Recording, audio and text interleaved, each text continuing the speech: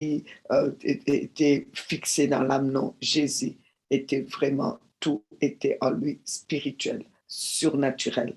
Et puis, il avait la chair, il était homme, comme dit la Bible, comme nous. Mais c'est que lui l'a rendu. Les jours qu'il devait mourir, c'était son esprit. Mais nous, c'est l'âme qu'on rend, parce que la vie de toute personne est dans le sang. Et c'est dans le sang qu'il y a l'âme. La vie de l'âme est dans le sang. OK? J'espère que vous comprenez. Donc, on doit, tant qu'on n'a pas compris vraiment qu'on est d'abord des êtres spirituels, on n'a pas compris notre spiritualité, tant qu'on n'a pas compris cela, même si on vous enseigne sur les dons spirituels, vous ne saurez pas euh, arriver à pratiquer. Donc, c'est pour cela qu'on a beaucoup parlé sur l'être spirituel. Ensuite, savoir aussi que dans l'être spirituel, il y a le côté qui est la chair, qui va mourir, qui va donc, qui se détériore avec l'âge aussi. Donc, on doit les savoir. Ça, c'est le côté chair. Et tout cela est influencé par l'âme.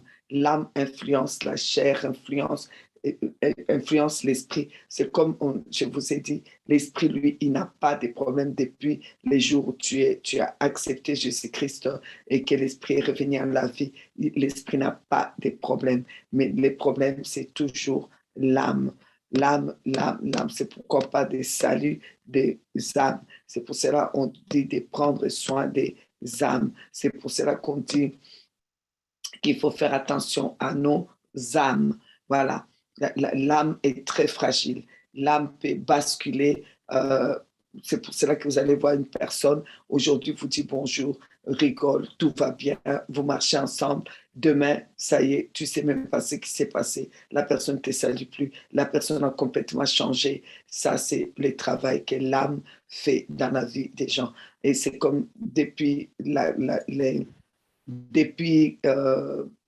depuis la chute d'Adam et d'Ève, Dieu avait dit à Adam que voilà, à Ève, qu'on va lui mordre les talons, sa postérité, et elle, sa postérité, les diables vont leur mordre les talons. C'est vraiment ces poisons que l'ennemi met dans l'âme. C'est vraiment, depuis que tu es né, ton âme est agressée par ce poison. Le diable va trouver le moyen qu'il peut, que ce soit par un être humain, par quelqu'un que tu as aimé, il va tout faire pour toujours agresser ton âme. Parce que tant qu'il affaiblit ton âme, tant qu'il agresse ton âme, tu ne pourras jamais t'élever plus haut. Et ton esprit ne saura jamais s'élever plus haut. Et lui, il pourra toujours être plus haut. Alors que Jésus a donné sa vie en rançon justement pour nous racheter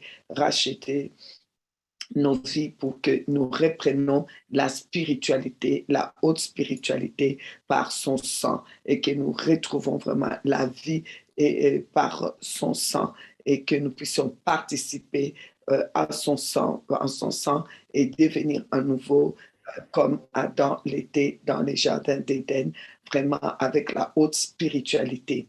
Voilà ce que Dieu veut de nous. Alors, la manifestation des dons spirituels s'est fait déjà en sachant que Dieu t'a créé esprit. Ensuite, Dieu t'a donné une dotation surnaturelle qu'on appelle la bénédiction. Et cette bénédiction, c'est en vue d'accomplissement c'est pourquoi Dieu t'a appelé sur terre.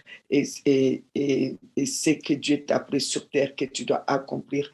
Il y a des instruments que tu dois utiliser pour cela. Et ces instruments surnaturels, qu'on appelle les dons. Et ces dons spirituels sont là pour t'aider justement à vivre c'est pourquoi Dieu t'a amené à accomplir la mission.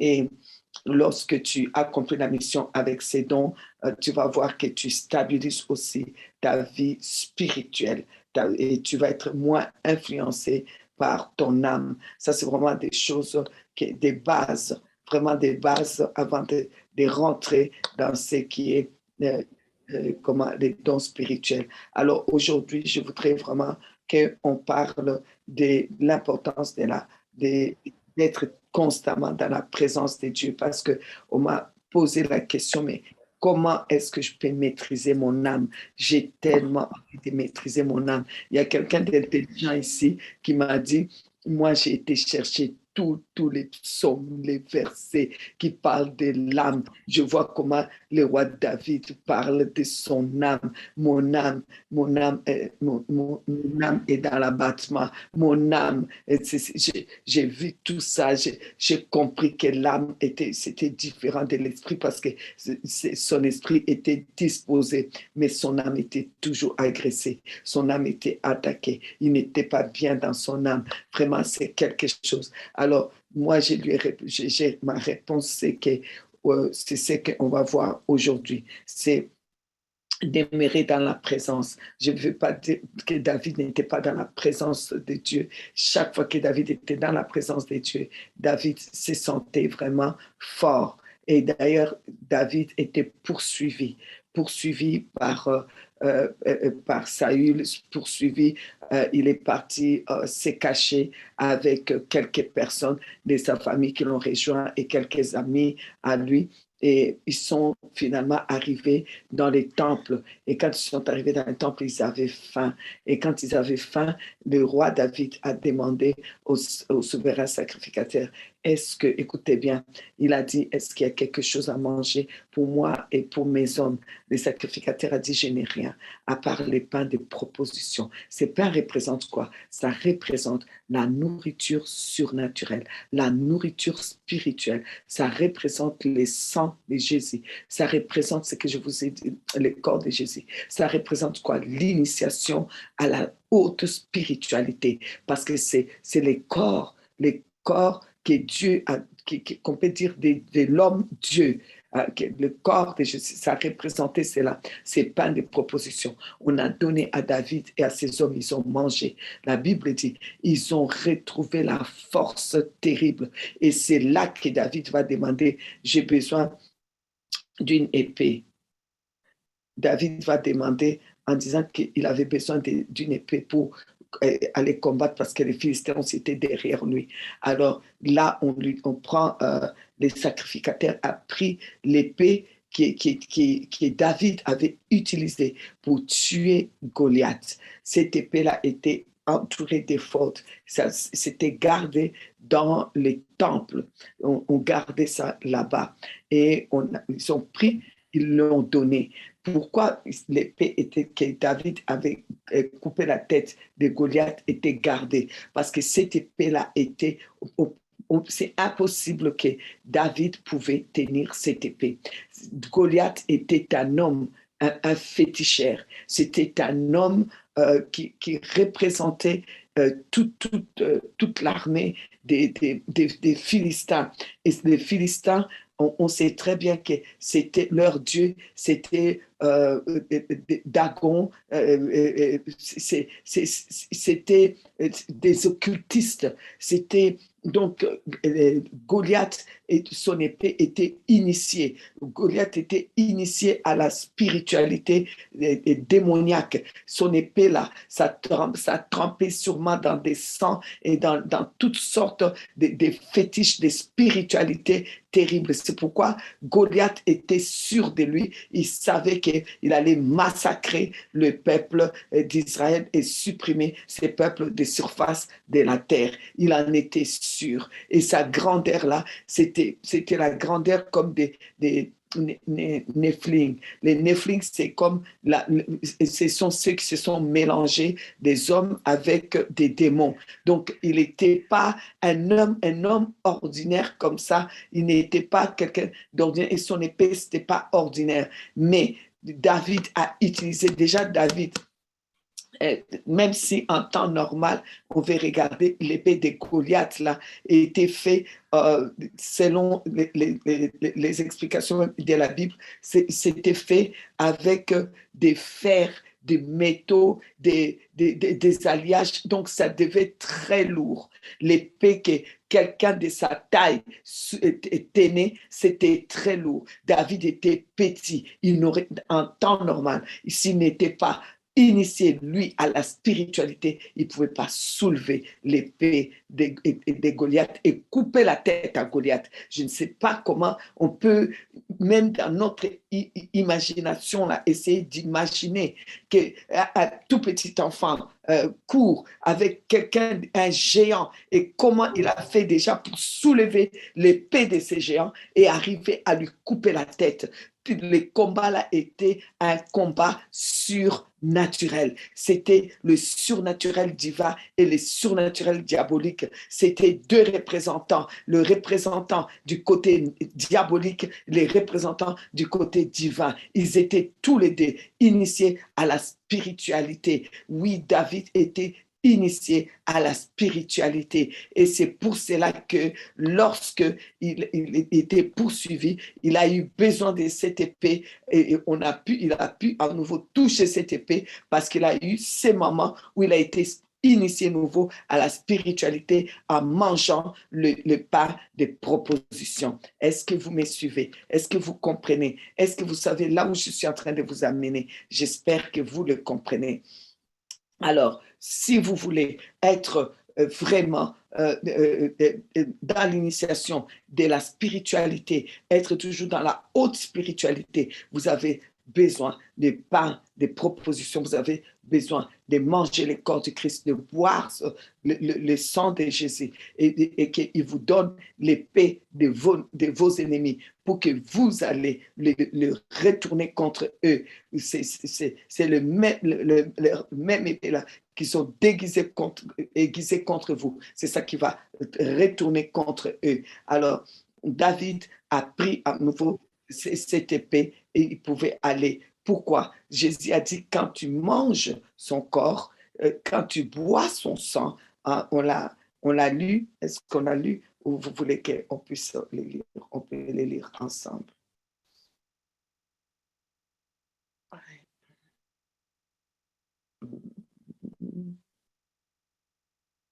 OK. Nous allons dans Jean 6.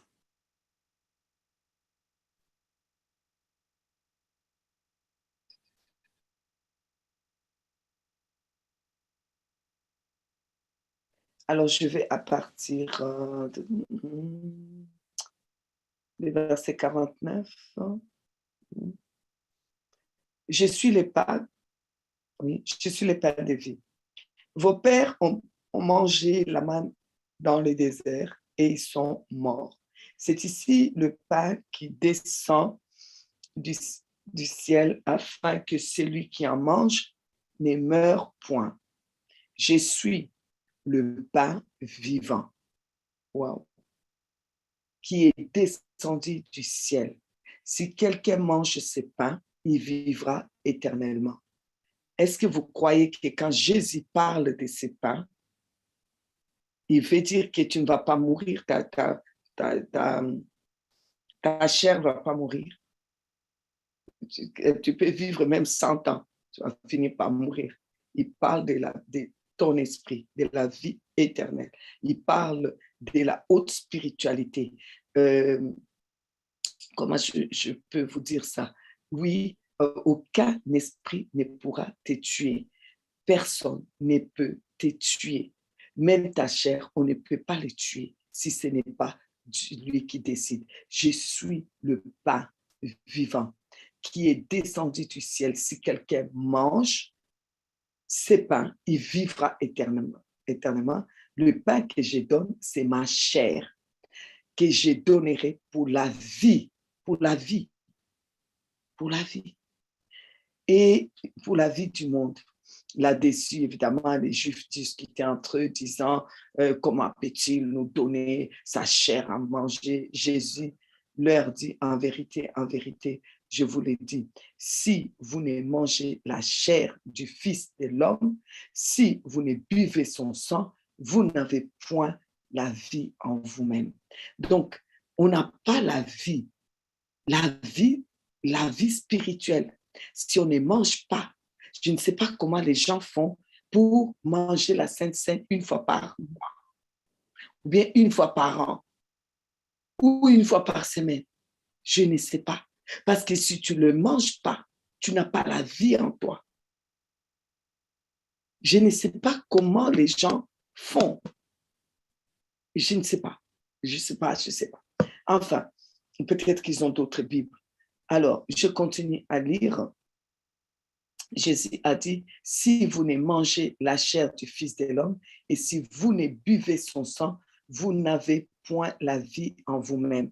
Est-ce que vous savez que la Bible dit que dans les Actes des Apôtres, que les disciples partageaient, rompaient le pain tous les jours dans les maisons, tous les jours dans les maisons. Je lis les livres de Wigglesworth. C'était un homme qui a tellement vécu dans la présence de Dieu. Il dit que sa force s'est trouvée dans le fait qu'il mangeait la Sainte Seine tous les jours de sa vie. Il mangeait la Sainte Seine. Je me souviens, on avait un voisin à côté. Je dis toujours que mes petits-enfants l'ont rendu fou parce que ses voisins étaient vraiment racistes. C'est un gars qui a travaillé, dans la construction. Donc, il a pratiquement construit sa maison seul. Au moment où nous, on a pris d'anilite pour construire notre maison, lui, chaque fois qu'on venait, on voyait qu'il était là. Il travaillait pratiquement tout seul dans sa maison. Il a vraiment mis toute son énergie à bâtir sa maison. Il a construit comme il voulait. Il avait une fille et une femme. Il avait une vie. Et il s'appelait Monsieur Groen. Groen. Groen, c'est un nom belge. Et donc, quand les ballons de mes petits-enfants passaient de son côté, il prenait les ballons, il venait devant eux et eux, ils espéraient qu'il va remettre les ballons. Il déchirait les ballons avec un couteau devant eux, il les déchirait et il leur jetait. Et mes petits-enfants l'ont surnommé gros plein de haine. Donc, c'était plus Groen, c'était un gros plein de haine. Alors, donc, eux, maintenant, qu'est-ce qu'ils faisaient? Ils reprenaient les ballons que le monsieur a déchirés, ils lui lançaient et ils attendaient au moment où le monsieur y passe. Donc, mes petits-enfants, Théo et Sam, ils étaient petits, quoi. C'est 5, 6 ans. Ils étaient vraiment petits. Et chaque fois qu'ils les voyaient, ils étaient en train de gros plein de haine, viens ici, on va te montrer que tout ton gros ventre est rempli de haine, on va te sortir de ta haine. Ils le poussaient à bout, mais vraiment à bout. Et j'étais là, Sam, arrête, arrête. Et il disait, non, mamie, il est rempli de haine, il est un gros plein de haine. Voilà pourquoi il déchire nos ballons. Et il lui relançait chaque fois ses ballons déchirés. Et chaque fois, moi, j'achetais un autre ballon. Et eux, ils jouaient. Les ballons, ils retournaient là-bas. Jusqu'à un jour, je suis allée à l'église et je suis revenue de l'église. Mais il était trop raciste. Et un jour, une de mes petites filles a dit, messieurs, moi, je vous dis, cherchez Dieu. Si vous ne cherchez pas Dieu, vous allez devenir fous parce que vous êtes en train de nous attaquer. On ne vous a rien fait, on vous aime. Il a dit, je ne veux pas que les Noirs m'aiment. Il a dit, je ne veux pas de l'amour des Noirs. Et on a tous rigolé. On a pris ça comme un truc de rigolade. Je vous assure, je suis revenue de l'église, le quartier. Je vois tout le monde dehors. Qu'est-ce qui se passe? Qu'est-ce qui se passe? Ah, monsieur Groen, qu'est-ce qu'il y a eu? Il est sorti de sa maison tout nu. Il a commencé à frapper partout, frapper toutes les personnes qu'il trouvait. Et l'ambulance est arrivée. Et c'était la folie. J'ai dit non, sa femme est là, oui. Je suis partie voir sa femme. J'ai dit, oh, je suis désolée. Je ne sais pas. Il dit oui, vraiment, ça ne va pas. Et ils l'ont amené. Et j'ai dit, en tout cas, on est là pour vous. Si vous avez besoin, n'hésitez pas. Et quelques jours après, il est venu me voir, m'a dit, Elle m'a dit, on a dit qu'il va être interné à vie. Il ne sortira plus. Il a vraiment débloqué. C'est fini. Et moi, je ne pourrais pas continuer à payer la maison. Je vais vendre la maison. Donc, ils ont mis la maison en vente avec sa fille. Ils sont partis. Et il y a un monsieur qui vient. Il y avait des visites. Et souvent, quand elle n'était pas là, du coup, elle est devenue amie avec nous.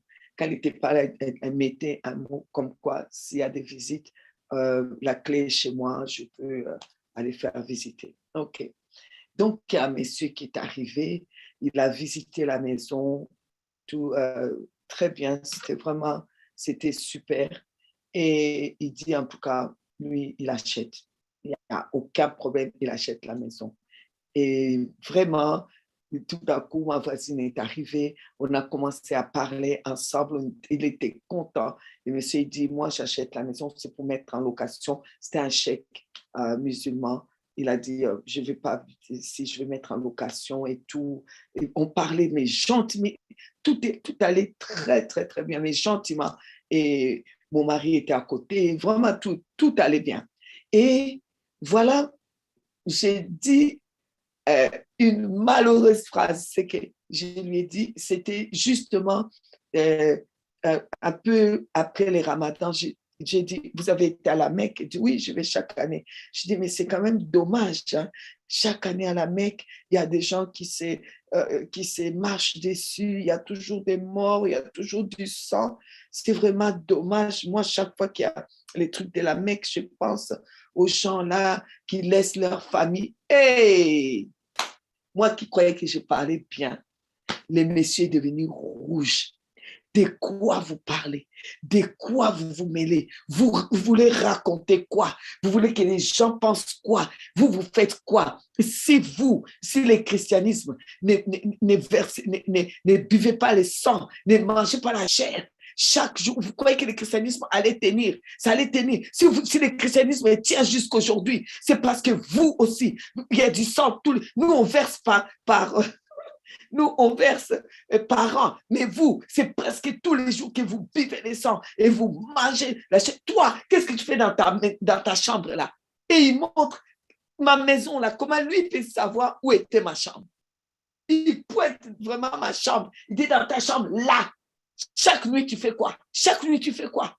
Tu bois le sang. Chaque nuit, tu veux que tous les quartiers les sachent. Eh bien, je l'ai dit, ils les sauront. Tu bois le sang. Tu manges la chair là-bas. Tu ne manges pas la chair. C'est quoi qui te fait tenir, toi? Pourquoi tu tiens? Je dis, il ne me connaît pas. J'étais là. J'étais tellement choquée. Je vous assure, je ne répondais pas. Et mon mari était là. Eh bien, tu as cherché, hein? Tu as cherché. Hein? J'ai dit quoi? J'étais là, mais c'est comme s'il m'a attaqué vraiment dans mon âme. Je vous assure, c'est comme, waouh, c'était, mais j'étais vraiment perdue. J'avais plus de mots. J'étais là, mais comment il sait? Et comment il pointe même ma chambre? Dire dans ta chambre là-bas. Je dis, mais pourquoi il n'a pas pointé la chambre de Déborah qui est de ce côté-là?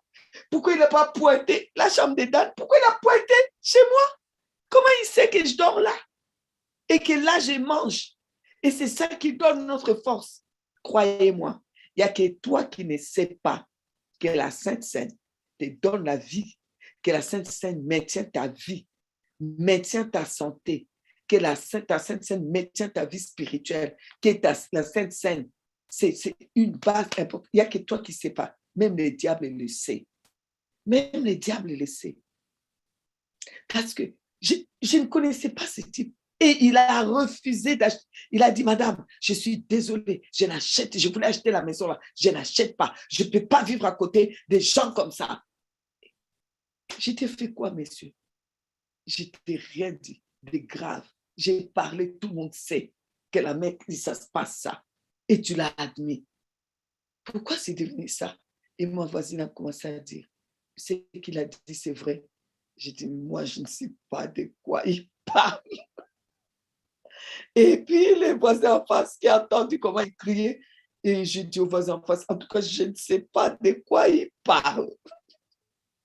Parce que j'étais tellement, non, mais j'étais tellement choquée. Et après, donc, il est parti et euh, mon, mon mari qui me dit, tu vois, tu n'aurais pas dû parler de la Mecque.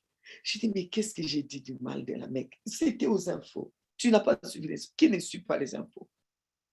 Je ne fais que dire quelque chose qui était aux infos. Non, non, tu as perdu l'occasion de te taire. J'ai dit, OK, pardon, pardon. Et puis, finalement, c'est gloire à Dieu. La personne qui a acheté la maison, c'est un collègue de ma fille. Il est juge et professeur à l'UNIF aussi avec ma fille. Donc, tant mieux, on s'entend bien. Enfin, c'est juste pour vous dire que l'ennemi sait très bien.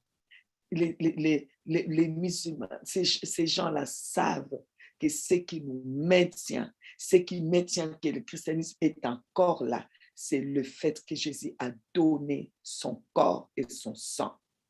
Alors, je ne comprends pas que vous pouvez vivre sans ça. C'est là. La Bible nous dit, on retourne dans la parole. C'est toujours mieux. Et c'est lui qui, Jésus dit ceci, c'est lui qui mange ma chair et qui boit mon sang à la vie éternelle, je le ressusciterai au dernier jour. Car ma chair est vraiment une nourriture. Mon sang est vraiment un breuvage. Celui qui mange ma chair et qui boit mon sang demeure en moi et je demeure en lui. Comme le Père qui est vivant m'a envoyé et que je vis par le Père, ainsi celui qui me mange vivra par moi. Vous pouvez tout lire, hein. C'est super quand vous allez lire ça. Je crois que vous n'allez, même quand vous serez fatigué, vous revenez d'une fête, même endormi, vous allez prendre la Sainte Seine. Vous allez être la chakara, vous allez prendre la Sainte Seine. Vous allez plus vous en passer. Comme, lisez bien ces passages, vous allez voir.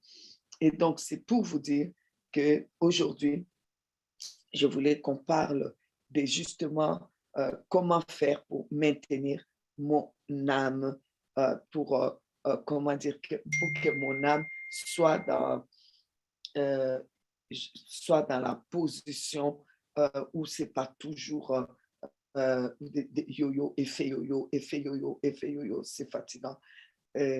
Pour que je puisse vraiment euh, manifester les dons spirituels ou les dons surnaturels.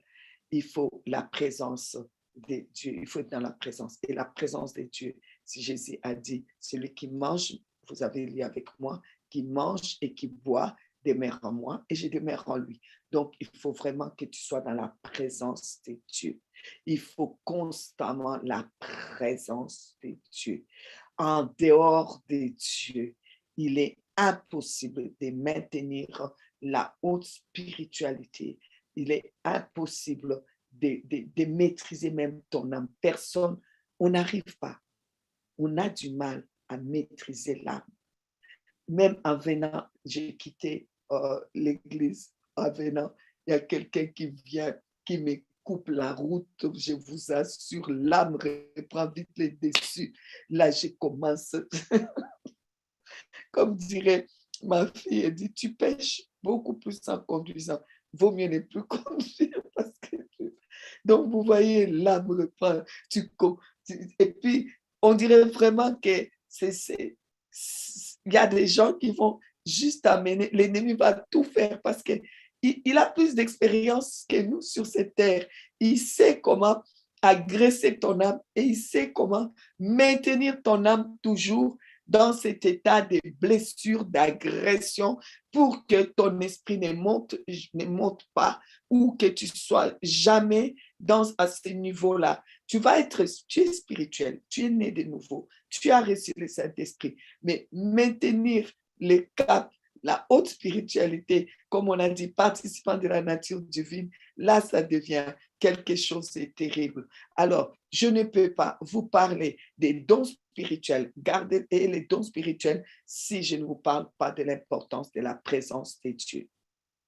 Pourquoi? Parce que la Bible dit plusieurs Matthieu chapitre 7, à partir du verset 22, plusieurs me diront en ces jours-là, Seigneur, Seigneur, n'avons-nous pas prophétisé par ton nom? N'avons-nous pas chassé des démons par ton nom? Et n'avons-nous pas fait beaucoup de miracles par ton nom? Alors, je leur dirai ouvertement, je ne vous ai jamais connu. Retirez-vous de moi, vous qui commettez l'iniquité. Vous comprenez? Donc, si je viens vous parler des dons spirituels, sans vous parler déjà de la haute spiritualité, du sang de Jésus, de la présence de Dieu, vous risquez d'exercer les dons spirituels sans vous rendre compte en étant dans la loi de l'iniquité. Parce que les acolytes du diable utilisent des dons qui sont aussi des dons spirituels, pas divins, mais c'est spirituel. Ils font des miracles. La preuve, c'est qu'ici, on en parle. Ils prophétisent. Ils font des miracles. Ils chassent même des démons. Et ils pensent même les faire au nom de Jésus. Mais Jésus dit non, non, non. Vous êtes toujours dans la loi de l'iniquité. Romains chapitre 8 nous dit ceci, à partir du verset 1er. Il n'y a donc maintenant aucune condamnation pour ceux qui sont en Jésus. En effet, la loi de l'esprit de vie en Jésus-Christ m'a affranchi de la loi du péché et de la mort. Amen. La loi de l'esprit de vie. Et sans la loi de l'esprit de vie, tu te retrouves dans la loi de l'iniquité. On l'a lu hier dans Ézéchiel 28. On parle de Lucifer, il était intègre jusqu'à ce que l'iniquité a été trouvée. Donc, dans Ézéchiel, on l'a lu hier, Ézéchiel 28. Voilà.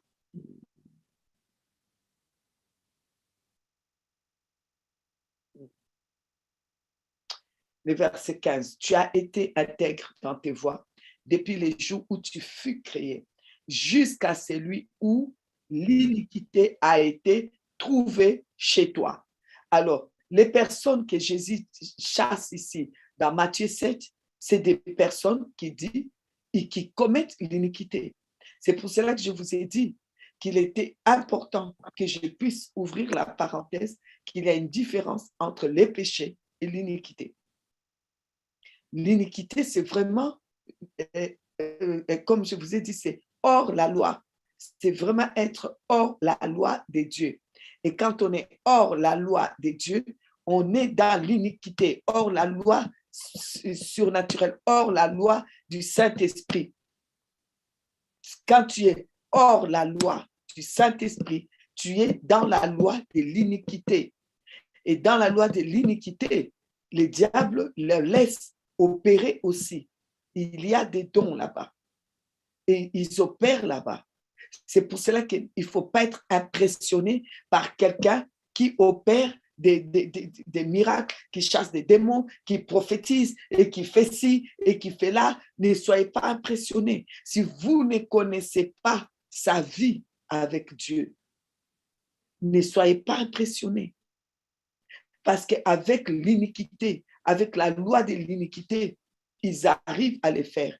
Mais maintenant, nous, on vient avec la loi de l'esprit de vie en Jésus-Christ, par sa mort et sa résurrection, par la présence de son Saint-Esprit. Nous sommes dans la loi de l'esprit. Et si tu opères dans la loi de l'esprit, là, tu peux vraiment opérer comme il faut. Mais tu ne peux pas être dans la loi de l'esprit si tu n'es pas constamment dans la présence de Dieu. Tu ne peux pas non plus être dans la présence de Dieu sans la Sainte Seine. Jésus a dit, c'est celui qui me mange et qui boit mon sang, qui mange ma chair, qui demeure en moi et je demeure en lui. Donc, on fait comme ça ensemble avec lui. Mais ça ne suffit pas. Il y en a qui mangent ça comme on mange de la nourriture. Et l'apôtre a reproché cela dans 1 Corinthiens 11. Il a reproché, vous mangez vous mangez comme si chez vous, vous ne mangez pas. Donc, ça ne suffit pas non plus de manger cela. Il faut vraiment comprendre qu'il s'agit de la présence de Dieu. Il faut la présence de Dieu. Je ne peux pas venir vous parler des dons spirituels si vous n'avez pas compris que votre vie, 24 sur 24 heures, vous devez être dans la présence de Dieu. C'est la présence de Dieu qui compte, la présence de Dieu. Il y en a qui veulent les dons spirituels sans la présence de Dieu. Il y en a qui veulent les dons spirituels sans être dans la présence de Dieu. C'est la présence de Dieu qui change ton âme. C'est la présence de Dieu qui touche ton âme. C'est la présence de Dieu parce on me dit, oui, l'âme là, c'est lourd, ça sera toujours là, ça va toujours nous embêter. Non, à force d'amener, de soumettre ton âme dans la présence de Dieu, ton âme va être imbibée de cette présence de Dieu. Et cette présence de Dieu va changer la nature même de ton âme, la nature de ton caractère, la nature, la présence de Dieu. Il faut chercher la présence de Dieu. Chercher d'abord la présence de Dieu avant de chercher les dons. Et voilà pourquoi j'aime ces cantiques qui dit je ne cherche plus ta main, je cherche ton cœur. J'aime cela, j'aime ces cantiques-là, parce que les dons, en fait, c'est comme si tu cherches la main de Dieu. Je voudrais qu'on arrive d'abord à chercher le cœur de Dieu, à chercher le cœur de Dieu. Ça va comment encore? Les paroles me sont revenues, mais je ne sais même plus comment ça. Enfin, je ne cherche pas ta main, mais je cherche ton cœur. Je cherche ton cœur. Il faut d'abord chercher la présence de Dieu.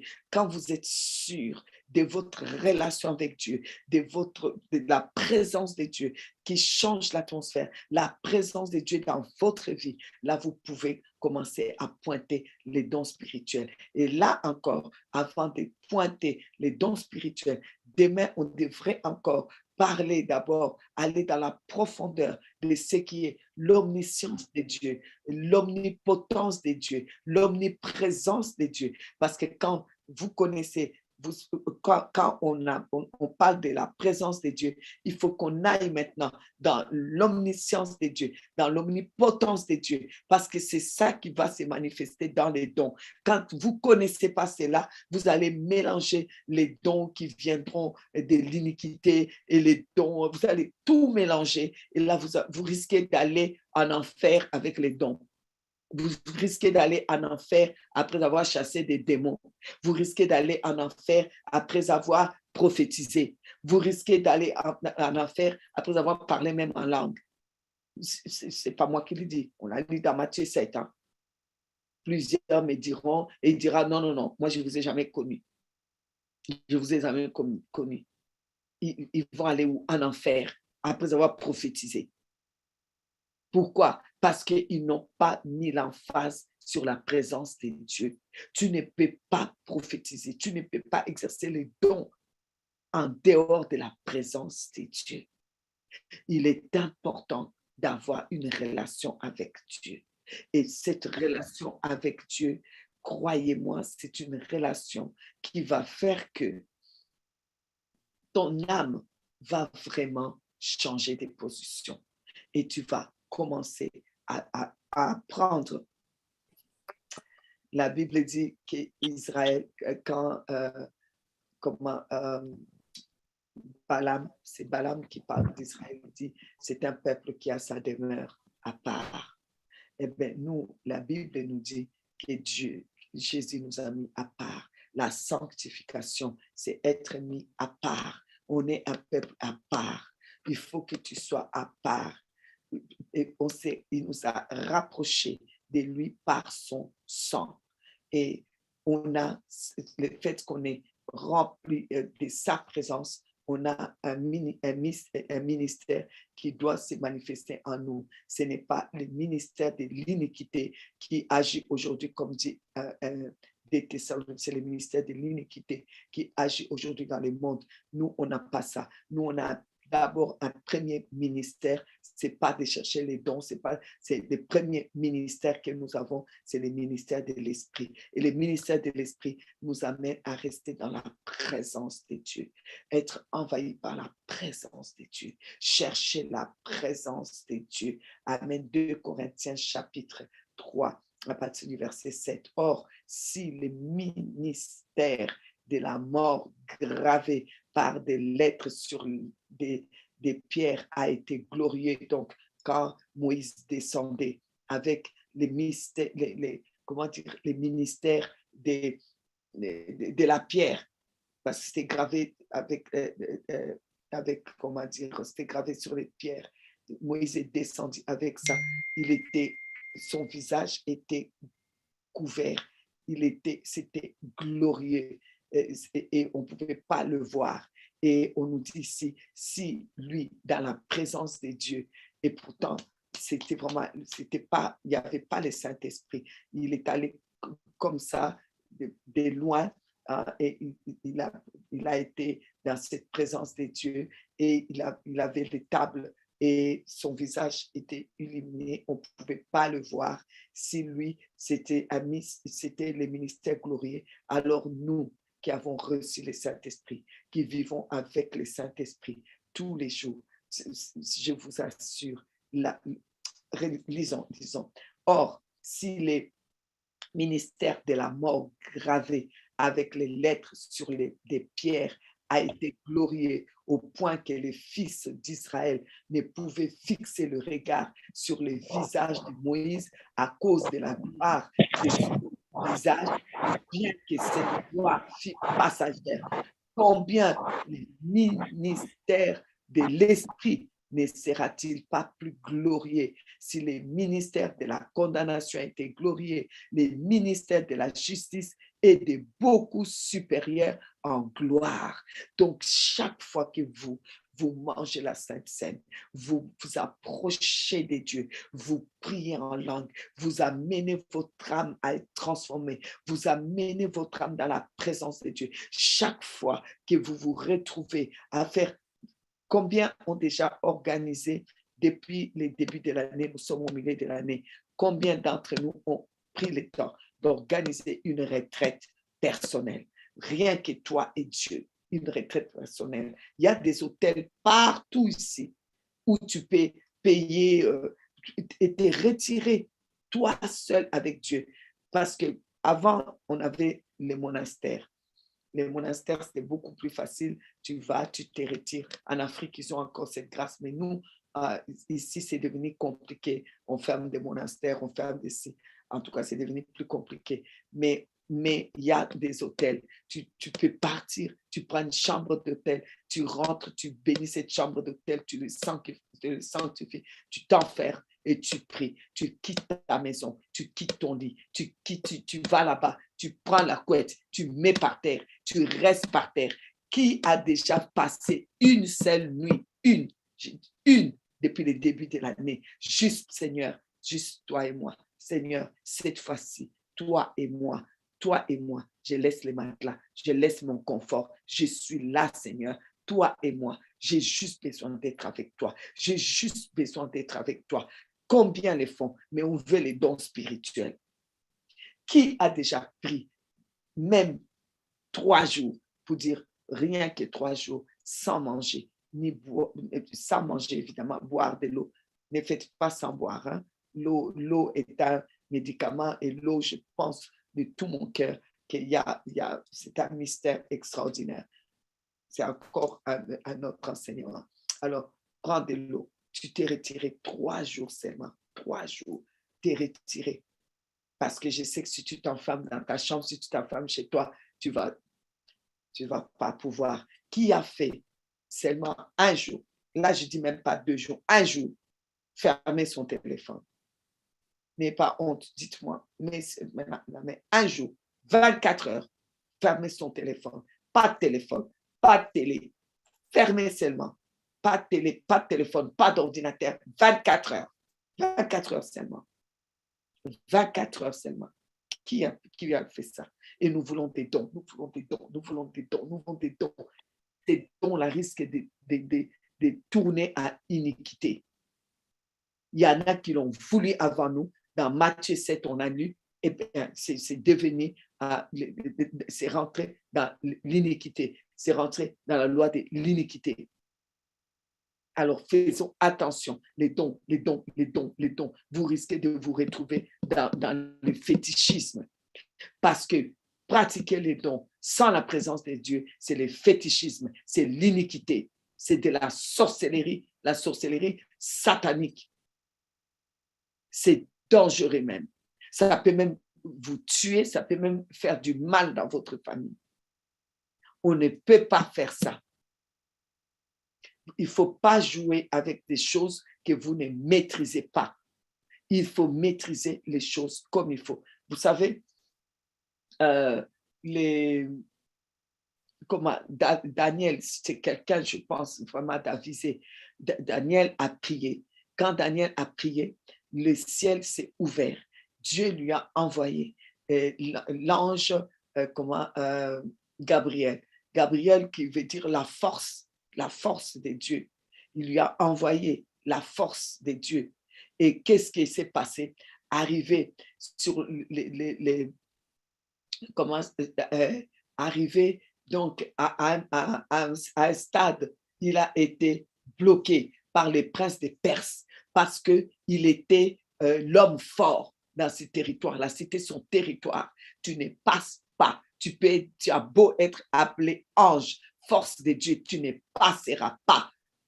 Pourquoi? Parce que dans le monde surnaturel, c'est comme ça. Il y a des lois là-bas surnaturelles qu'il faut faire très attention. C'est pour cela, avec les lois surnaturelles, tu ne peux pas exercer les dons spirituels sans la présence de Dieu, sans connaître la présence de Dieu, sans maîtriser comment vivre la présence de Dieu, sans maîtriser comment vivre la haute spiritualité avec la Sainte Seine, sans comprendre ces choses, ne va pas s'amuser là-bas. Si le prince des Perses a bloqué un ange qui s'appelle force de Dieu, et qu'est-ce qu'il va faire de toi quand tu vas commencer à manipuler, à essayer de manipuler les dons spirituels? Moi, j'ai des dons, moi, j'ai des dons, moi, je fais des dons, moi, j'ai fait ceci, moi, j'ai pris à langue, moi, je fais cela.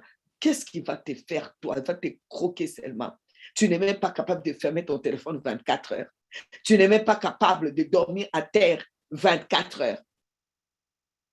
24 heures, je vais dire une nuit. Tu n'es même pas capable de dire, Seigneur, je me retire rien que toi et moi.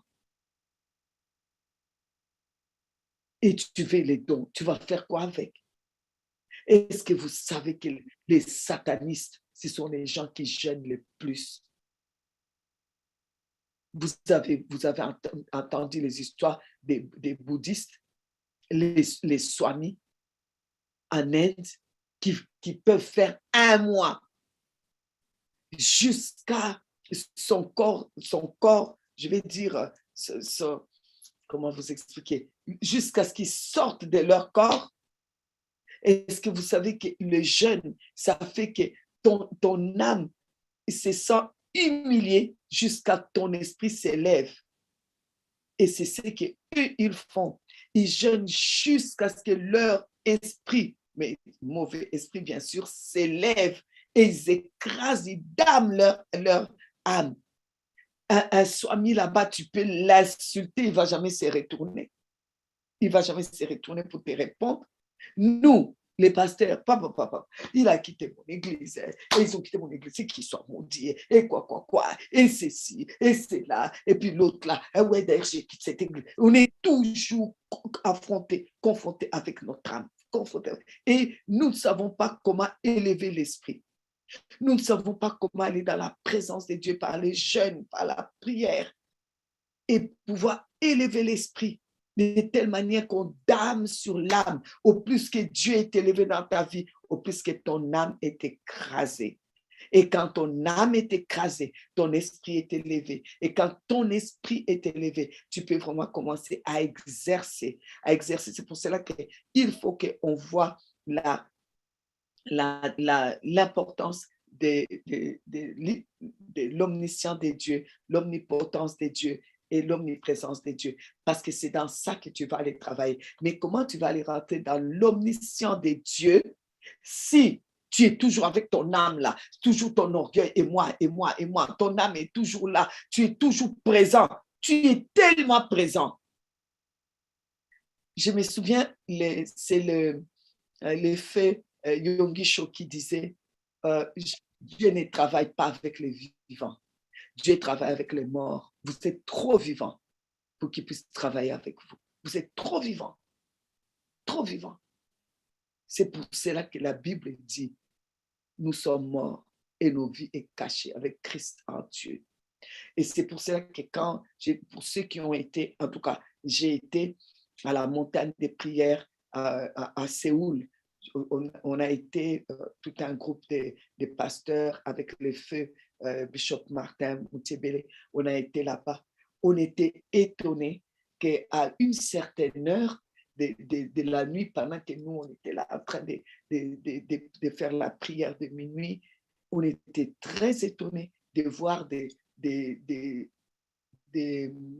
chrétiens de l'église de Yonggi-cho aller prier parce qu'à la montagne, juste à la montagne des prières, un peu plus haut là, il y a les cimetières. Les gens allaient prier là-bas. Et on a posé la question, mais c'est quoi? Surtout nous les Noirs, on a peur tellement des cimetières. Et ils nous ont répondu, c'est parce qu'on veut être confronté à la mort, en priant là-bas, savoir que tant que je suis vivant, j'ai tellement peur de la mort. Et le fait de prier là-bas, moi, je ne le ferai pas parce que nous, les Noirs, cimetière, ça... Alors, ça me fait arriver à un niveau où je me dis, là, je suis au milieu des morts, je suis morte et ma vie est cachée avec Christ en Dieu. Et priaient là-bas, d'autres toute la nuit, d'autres allaient faire carrément la veillée là-bas. Non, merci, pardon. Je préfère prier dans les grottes. Et les grottes, la manière que Yonggi-cho a fait les grottes, c'est comme si tu t'enterres en fait. C'est comme si on a creusé une tombe. C'est ça les grottes là-bas. Tu rentres là-bas, c'est comme tu t'es enterré. Il n'y a pas de place pour que tu te tiennes debout. Il y a de la place où tu vas t'asseoir. Même si tu t'assois, tu ne sais pas étaler tes jambes. C'est vraiment la place pour que tu rentres là-bas, tu te mets à genoux. Et je me souviens ça m'est resté. Je n'ai pas je ne saurais pas. Non, moi, je pensais que nous, les Congolais, on savait prier. Parce que quand on me disait, les gens qui prient, je dis, nous, les Congolais, ah non, non, non. Congolais, prier. Si c'est prier là, nous, on sait prier. Nous, on a Mangengenge. Ah, on a une montagne qu'on appelle Mangengenge. Tu vas là-bas, tu vas prier. Nous, on sait prier. Et quand je suis allée à Séoul, j'ai dit non, non, nous, on ne sait pas prier. Donc, les gens, normalement, s'élèvent à 4 heures du matin pour pouvoir aller prier. Donc, ça veut dire le temps d'être préparé. Ils se sont levés peut-être à 3 heures. Entre-temps, ces gens-là étaient là-bas au cimetière là, en train de prier. Tu te dis, mais à quelle heure ils arrivent à aller là-bas? Bon, soit, on est arrivé, il était 4 heures, je crois qu'il était 3h40, je suis arrivé. On était arrivé là-bas. Tous les grottes étaient prises. Donc, il y a un petit banc juste devant. Il faut attendre maintenant parce qu'on voulait tellement prier dedans. Il faut attendre que la personne qui est dedans puisse sortir pour que tu puisses rentrer. Donc, j'attendais devant. Alors, évidemment, j'ai pris devant, j'attends. Et la personne était dedans. Il était 3h moins le quart. Et on arrive. 4h moins le quart. Et on arrive. Je dis, mais c'est pas possible, quoi. Et on arrive 5h moins. Et je dis, mais à quel moment moi je vais rentrer là-bas? Et on arrive 6h. Ouais. Et quand la personne sort, j'ai regardé la personne. J'ai dit, honte à moi. C'était une vieille. Mais puis tu l'entendais. C'est pas que tu n'entends rien. Tu entends que la personne est là-bas. Elle prie, elle prie, elle prie, elle prie. Pas 1 heure, pas 2 heures, pas 3 heures, 4 heures de temps. La personne priait là-bas. L'endroit où on ne sait pas se mettre assis. L'endroit où on se met à genoux. La dame est sortie là-bas. C'est une vieille retournée comme ça. Elle devait avoir au moins 80 ans. J'ai dit, hein? C'est la vieille là qui a prié comme ça 4 heures. Nous, là, on ne sait pas tenir 1 heure, on ne sait pas tenir 30 minutes. C'est la vieille là qui a prié 4 heures là-bas à genoux. J'ai dit, si je rentre, il est 6 heures là, si je rentre, je ne vais pas sortir avant 10 heures. J'ai dit, non, là, cette vieille-là m'a eu. J'ai dit, moi, je rentre là-bas. En tout cas, la personne qui va attendre, si va attendre, moi, si ce n'est pas 10 heures, si ce n'est pas 11 heures, si ce n'est pas midi, je vais rester. Je suis rentré là-bas. Au bout de quelques minutes, là, j'avais mal aux jambes. J'ai dit, mais comment elle a fait pour rester à genoux? J'essaie de m'asseoir, étaler mes jambes, je ne peux pas. J'ai dit, hey, mais comment la vieille a fait? Les gens qui ont tellement l'habitude de sortir. Aujourd'hui, quand on dit, celui-là, il sort de son corps, on dit, oh, c'est la sorcellerie. Non, ils ont eu tellement l'habitude de prier à tel point que leur esprit sort vraiment de leur corps, qu'ils ne sentent même plus le corps. C'est comme s'ils ne sentent même plus la douleur de rester à genoux. C'est comme s'ils ne sentent même plus. Vraiment, c'est waouh! Je suis retournée de là avec des waouh! Je suis revenue, j'ai dit non, on ne sait pas prier, on doit prier. L'Église est née par la prière. L'Église est née à la Pentecôte. Vous croyez qu'il faisait quoi dans la chambre haute? Prière. L'Église est née par la prière. L'Église sera enlevée par la prière. L'Église vit la croissance par la prière. Tu es l'Église. Tu ne peux pas prier. La prière active la présence de Dieu. Tu ne peux pas prier et tu veux des dons. Tu vas faire quoi avec ça? Tu vas seulement utiliser l'iniquité. Tu vas devenir sorcier. Tu vas commencer à maudire ton pasteur. Tu vas commencer à dire que tu connais mieux que lui. Tu vas commencer à dire que tu connais mieux que tout le monde. Ton âme va encore plus monter avec l'orgueil et tu vas dire que tu connais plus que tout le monde. Nous avons besoin de plus s'approcher de Dieu, connaître Dieu. Alors, on dit que Moïse est monté. Et Moïse a bu quoi? Moïse a mangé quoi? Moïse était dans la présence de Dieu. Et quand il était dans la présence de Dieu, tout son visage était rempli de gloire. Et aujourd'hui, on nous appelle à ce qu'on appelle les ministères de l'esprit.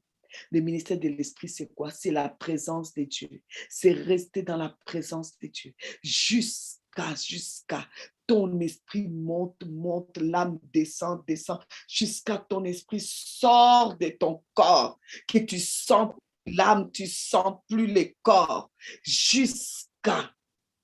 Et c'est là que tu peux commencer à voir la gloire de Dieu. Là, on dit que c'était une gloire passager. Ici, ce n'est pas de gloire passager. C'est cette gloire qui est là, qui reste. Ça va peut-être, comment dire, diminuer un peu le temps que la chair revient au galop, l'âme revient au galop. Mais, s'il vous plaît, maintenant les cap, parce que ce ministère de l'esprit, c'est aussi le ministère de la justice que Jésus a accompli pour nous.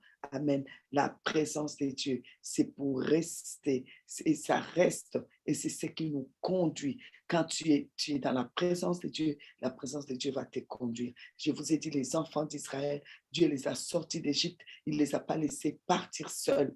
Il les accompagnait par la colonne de nuée, par la colonne de feu, parce que les territoires qui passaient, ils ne pouvaient pas passer dans ces territoires parce que ça appartenait, il y avait des hommes forts, on allait les détruire, il fallait qu'il les accompagne. Alors, il les accompagnait. Alors, 2 Corinthiens 3, 17 dit, « Or, le Seigneur, c'est l'Esprit. » Et là où, or, le Seigneur, c'est l'Esprit, vous voyez, c'est pour cela que c'est notre esprit qui est en communication, qui doit être en communication avec Dieu, qui doit grandir. Or, le Seigneur, c'est l'esprit. Voilà pourquoi Jésus a dit, ce qui est né de l'esprit est esprit, ce qui est né de la chair est chair. Or, le Seigneur, c'est l'esprit. Ce que Dieu veut, c'est que tu sois esprit. Et encore, Job nous dit, la réalité dans l'homme, c'est l'esprit. C'est l'esprit qui est la réalité. Or, le Seigneur, ici, on nous dit, c'est l'Esprit. Et là où est l'Esprit du Seigneur, là est la liberté. Quelle liberté? La liberté de mouvement avec ton esprit, avec l'Esprit qui est en toi, avec le Saint-Esprit en toi. Tu es dans la liberté. Mais là où l'Esprit n'est pas là, tu es esclave. Ton âme est esclave, esclave des addictions, esclave de la colère, esclave de la haine, esclave. Tu es tellement esclave.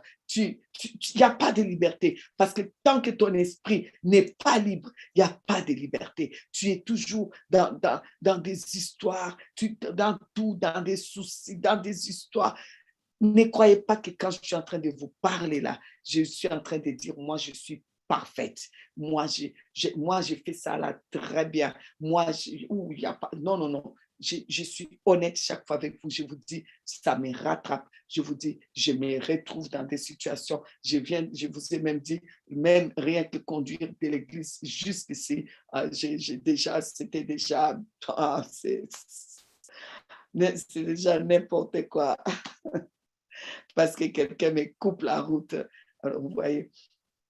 Alors, l'esprit du Seigneur, là où est l'esprit du Seigneur, là est la liberté. Nous tous qui, les visages découverts, contemplons comme dans un miroir. Quand tu contemples, quand tu regardes le miroir, tu vois quoi? Le miroir te renvoie quoi?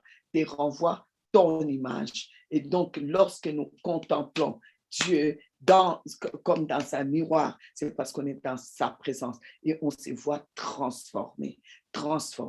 Alors, nous tous, donc on dit contemplons comme dans un miroir la gloire et nous sommes transformés. L'âme, ton âme, c'est quand l'âme est transformée, croyez-moi, l'esprit se sent libre, et move sans problème. Et la chair suit. La chair sera en bonne santé. Voilà pourquoi 3 Jean 2 dit, je souhaite que tu prospères à tous égards comme prospère l'état de ton âme. Une fois que ton âme est en bon état, crois-moi, ta chair va suivre, le corps va suivre, tes finances vont suivre. Voilà pourquoi Jésus appelle ça le surcroît. Cherchez d'abord le royaume de Dieu, les restes vous sera donné par surcroît. Les restes, c'est les surcroîts. Tu n'as pas besoin de chercher ça. Ça viendra, ça va venir, ça va suivre. Les enfants, c'est les surcroîts. Mariage, c'est les surcroîts. Tout ça, c'est les surcroîts que Dieu va te donner pour cette vie. Ça va venir. Amen. Alors, contemplons. Nous devons contempler la gloire du Seigneur et nous sommes transformés à la même image, de gloire en gloire, comme par le Seigneur l'Esprit. La force de la présence de Dieu va écraser ton âme là qui n'arrête pas. Et ça va te transformer ton âme. Les gens qui vivent sous la pression toujours de leur âme, ce sont des gens rancuniers, ce sont des gens pigeons voyageurs. Ça change des églises comme on change des pantalons. Ça bouge dans tous les sens. C'est des gens qui sont... Qui comprennent rien. Quand tu vas leur dire, oui, je vous parle de la différence entre ténèbres et ceci, elle nous a traité des noirs, alors qu'elle est noire. Donc, ils ne comprennent rien. C'est pour cela que la Bible dit que ce n'est qu'un esprit qu'on juge cela. Ce sont des hommes que la Bible appelle c'est des animaux, quoi. Un être animal qui ne comprend pas les choses de l'esprit. C'est des gens compliqués et c'est des complications pour leur faire comprendre.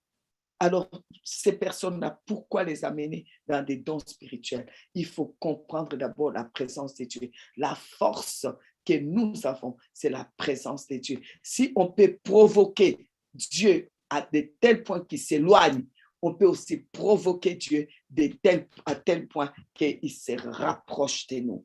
Amen. Qu'il se rapproche de nous. Et La Bible dit dans Jacques chapitre 7, soumettez-vous donc à Dieu, résistez au diable, il fuira loin de vous. Approchez-vous de Dieu, il s'approchera de vous. Amen, il s'approchera.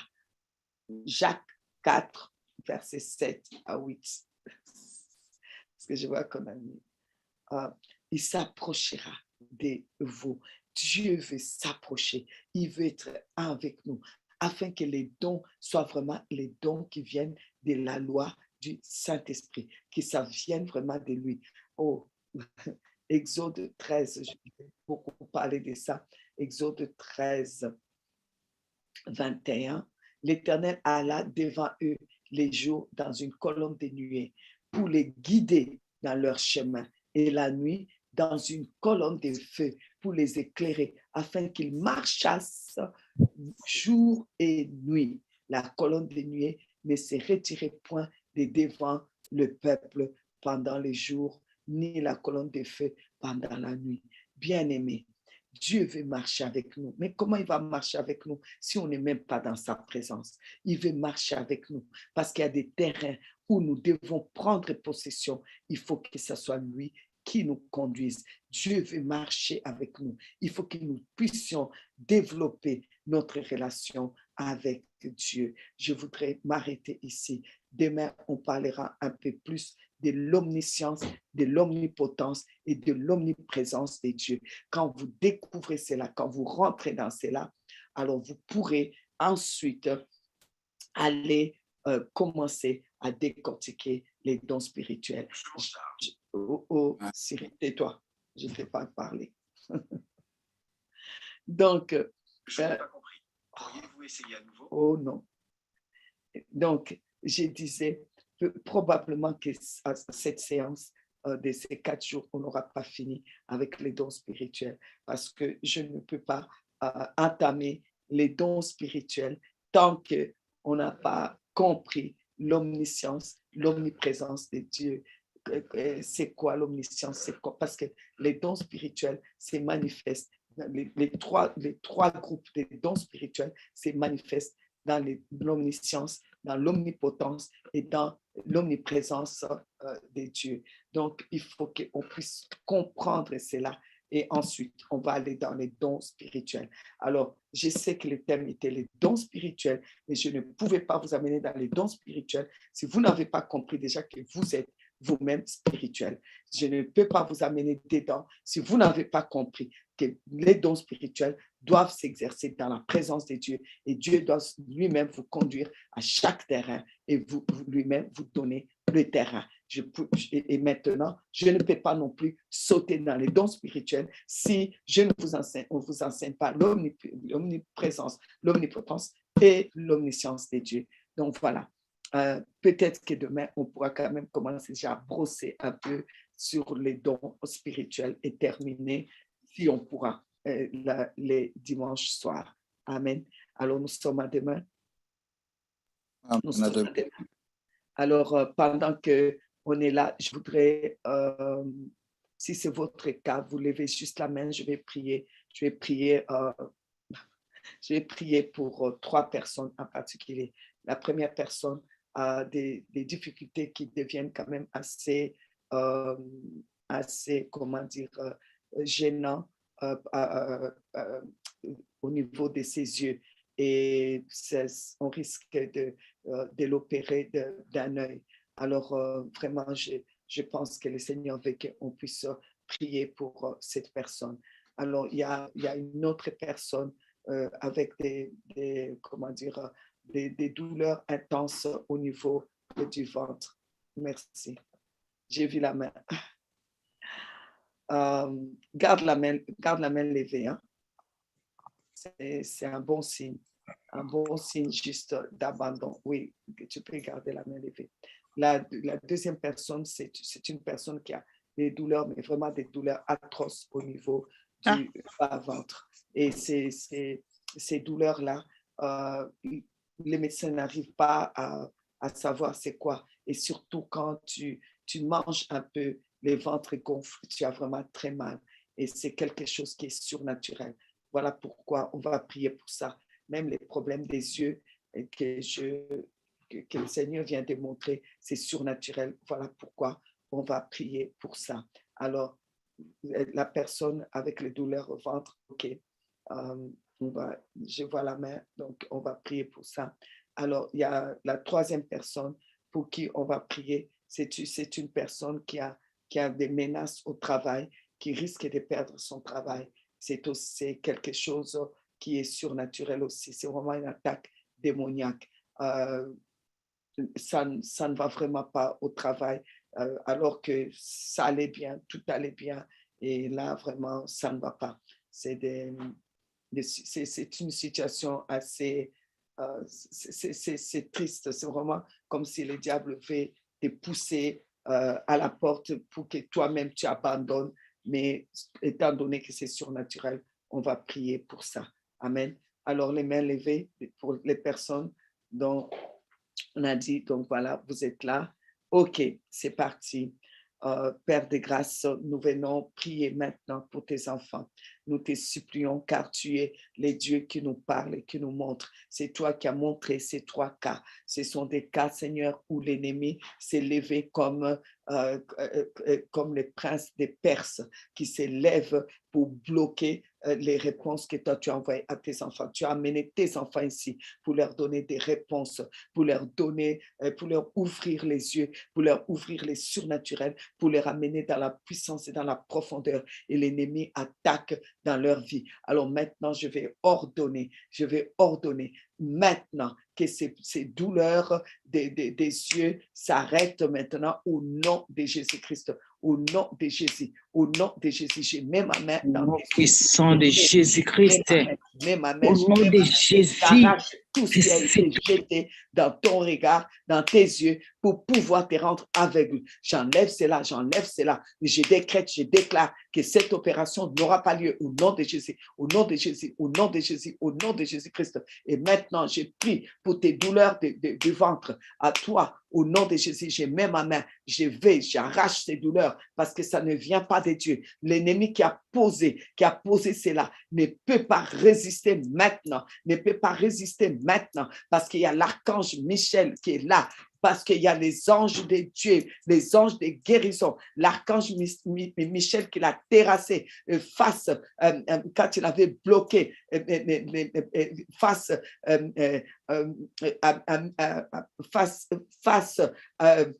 l'ange,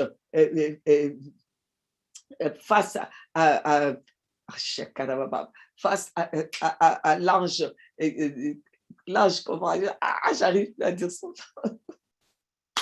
Seigneur Jésus, je te remercie, je te rends gloire. Seigneur, Dieu des grâces, de la même manière que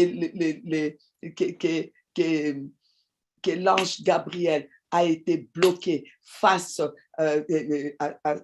aux Perses, face au roi des Perses. Ce même roi des Perses est en train de bloquer maintenant Gabriel, qui veut dire la force de Dieu. Maintenant, Seigneur, toi, tu libères, Seigneur, tu libères la puissance par, Seigneur, l'archange Michel, Seigneur, l'archange Michel qui veut dire la présence même, la présence de Dieu. Alors que ta présence maintenant libère le ventre de cette personne, libère les yeux de cette personne, libère le travail de cette personne, libère le travail, libère le ventre, libère les yeux. J'arrache tout ce que l'ennemi a voulu faire dans vos vies au nom de Jésus-Christ, au nom de Jésus-Christ, au nom de Jésus-Christ. Et je brise l'opposition, la même manière qu'il a voulu s'opposer maintenant, et que maintenant nous proclamons la victoire, comme la victoire qu'il y a eu aussi les jours où il s'est opposé à Daniel. Au nom de Jésus, il y a la victoire, que les douleurs disparaissent et que maintenant la paix revient au travail au nom de Jésus-Christ. Amen. Amen. Voilà, que le Seigneur vous bénisse. Merci Seigneur pour tout un chacun. Je laisse la place au pasteur Bachi. Amen, amen, amen. Gloire à Dieu. Bénissons le Seigneur pour cet enseignement si profond. C'est vraiment que Dieu nous fasse grâce et que nous puissions vraiment... Tout ça, je pense qu'on est encore dans l'introduction, on est encore dans les principes avant de parler des dons spirituels. Donc, j'avais déjà demandé ça à maman et elle le sait déjà. On aura, je pense, besoin d'une deuxième session, voire d'une troisième. Je pense que c'est sûr. On verra comment le Seigneur fera les choses et vraiment restons concentrés et réécoutons ces enseignements. Demain, on continue encore. Demain soir ainsi que dimanche, que la main de Dieu soit posée sur vous. Les partenaires, je vous avais déjà donné les instructions, donc vous savez quoi faire. On aura une réunion spéciale pour les partenaires et Dieu nous fera grâce. Vraiment que Dieu vous bénisse, que la main de Dieu soit posée sur vous. À demain soir, au nom de Jésus-Christ. Amen. Gloire à Dieu, que Dieu vous bénisse. Bye bye. 21h30 demain. Merci Jésus. Merci Jésus. Merci Seigneur. Gloire à Dieu.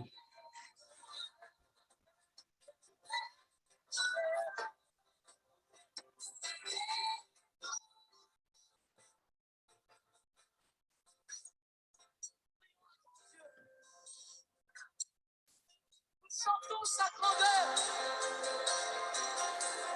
Nous chantons sa grandeur pour que le monde